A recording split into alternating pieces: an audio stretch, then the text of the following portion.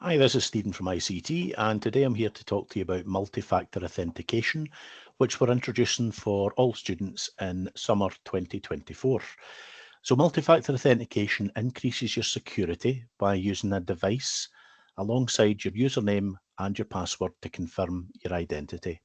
It makes things more secure, and it's a security standard for education, workplaces, and all sorts of consumer services like banks, etc. Public bodies like ourselves must use MFA to comply with cybersecurity regulations. So how does it work? Well, when you're not connected to the college network, you'll sign in as normal with your student username and your student password. You'll then use your mobile phone to do the multi-factor element of the authentication. You can either receive a text message with a code, or if you're using the authenticator app, you can click approve when you get a notification. When you're on campus and you're connected to the college network, you just need to enter your username and your password. You won't get challenged for an MFA prompt. So you can use a text message, as I said, for your multi-factor authentication prompt. This is simpler, but is less secure option. And it doesn't work if you don't have a mobile signal because you can't receive a text.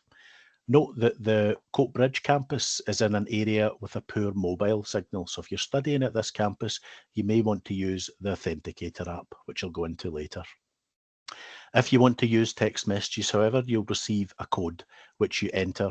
And if you're using a device which you often use, for example, your own laptop or your own PC, you can tick a wee box that says don't ask again for 30 days. You can also use the Authenticator app. This is the recommended option because it's more secure. It works offline if you don't receive a mobile signal, and the Authenticator app is installed on your mobile phone. You receive a notification to approve sign-ins. You just click the approve button and then authenticate with your fingerprint or your Face ID, however you normally authenticate on your mobile phone. If you want to change your multi-factor authentication settings, you can sign in to that web address on the screen.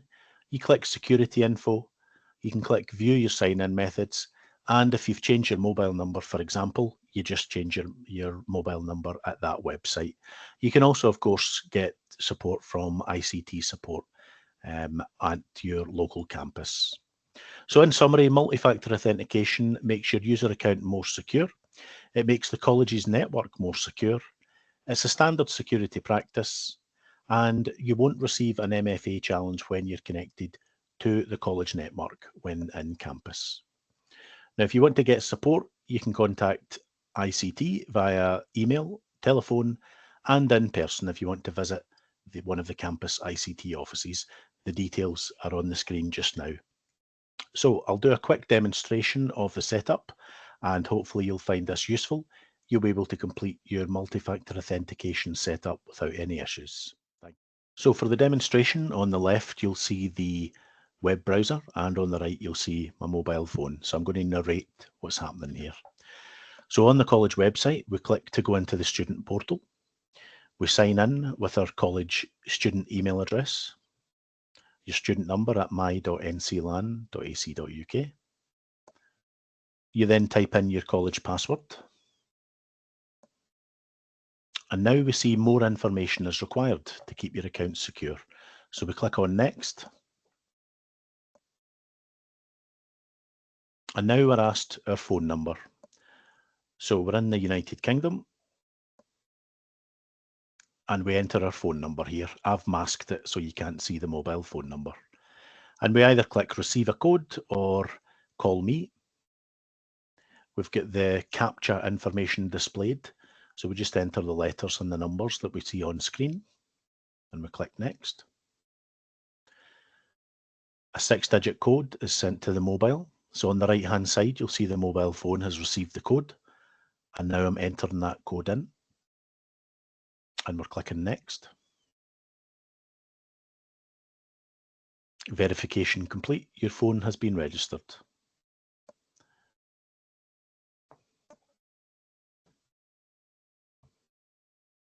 And we can see that we now have access to the College My Day site.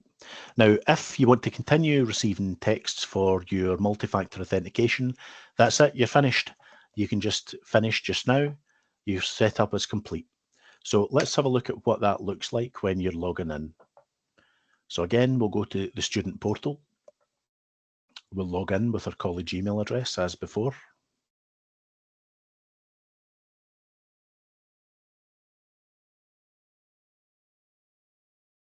We'll enter our college password as before. You can tick that box that says enter, keep me signed in if you prefer. Now we're asked to verify our identity with a text. You can see on the right hand side on the mobile phone a text has come through. I'm now entering that code. Because this is my frequently used device, I've ticked the wee box that says don't ask again for 30 days. And there we go. We've now successfully logged in using multi-factor authentication by receiving a text message on your mobile phone.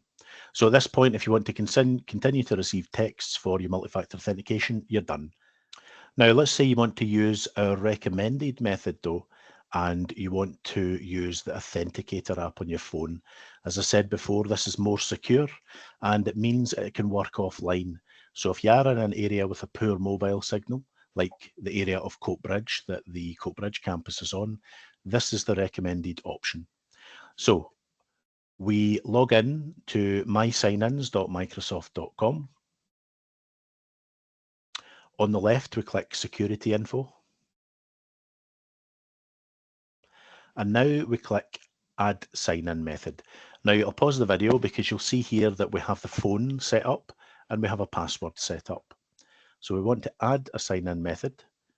When prompted, we want to choose the Authenticator app. And we click on Add. Now, I'll pause here because it says on your phone, install the Microsoft Authenticator app.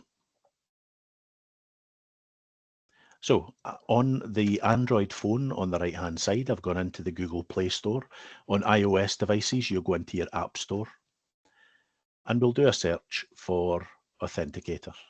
Now it's important you choose the Microsoft Authenticator here, so make sure it says Microsoft Corporation. Make sure you see that familiar blue padlock. Microsoft Authenticator, I've already installed it on the phone. On the laptop, I click on Next. And you'll see it says add an account and then select work or school. So on the phone, I'm opening up the Authenticator app. I'm clicking add work or school account. Now we see a QR code on the laptop or the computer screen. On the phone, I'm going to press the button that says scan a QR code. We allow the authenticator to take photos. I then point the mobile phone at the laptop screen towards that QR code, and that associates the mobile phone with the laptop MFA. So you can see on the right, we have New College Lanarkshire. We now have the MFA code added into the Authenticator app. We click on Next. It'll send a test authentication prompt. You see we have a number 34 that we need to enter. We enter the number. We then enter our fingerprint or your Face ID, however you unlock your phone, and we can see notification approved. So we now have another sign-in method added to the account. So you can see phone, password, Microsoft Authenticator. Now we're not quite finished yet because the default MFA method is still a text message. So we want to click that change button at the top there. And we want to change the default method to app-based authentication and notification. And then we click confirm. And it says your default sign-in method was updated. So let's show you how that works in practice. So we have added the Authenticator app to your phone. We've added the student MFA setup on the Authenticator app. Let's show you what it looks like when you log in. So again, we go to the college website. We go to the student portal. We type in our student email address to sign in.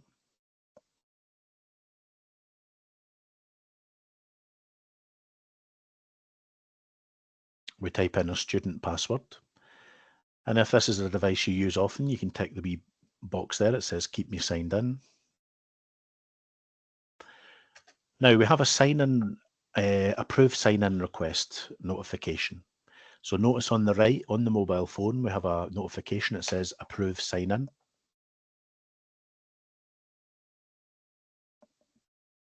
Again, it's my laptop, so I'm going to tick the wee box that says don't ask for 30 days.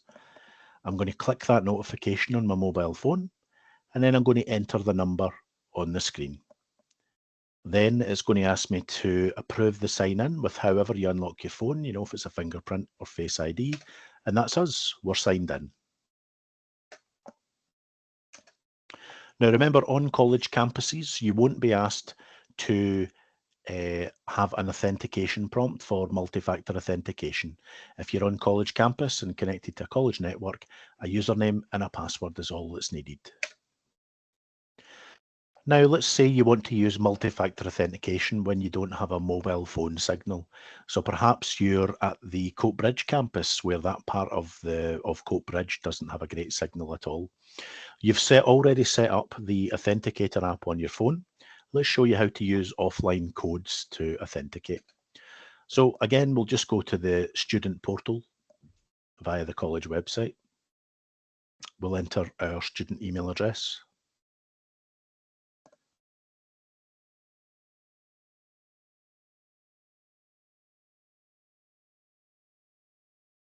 And our student password. Now this time we're asked to approve our sign-in request, but we don't have network access. So how do we get around this? Click the link that says I can't use my authenticator app right now. And click the link that says use a verification code. Now you're now asked to enter the code displayed on the authenticator app on your mobile device. On the right-hand side on the mobile phone, I've opened up the authenticator app. I've entered my fingerprint to authenticate my identity. I've then clicked on the entry for multi-factor authentication, and you'll notice there we have a one-time password code. Now have a look at the countdown. You'll see it's at 6 just now, 5, 4, 3. This code changes every 30 seconds. There we go, it's changed just now. So we enter that code that's displayed in the app and we click on verify. And there you go. So with a mobile phone that has no signal, we've now successfully authenticated using multi-factor authentication using the authenticator app on our mobile phone. I hope you found that useful. And as before, if you'd like support with this, you can contact us via email, via telephone, or in person. If you want to visit one of the campus ICT offices, Coatbridge Room F25, Cumbernauld Room MB217, Motherwell Room 2A02. Thank you very much.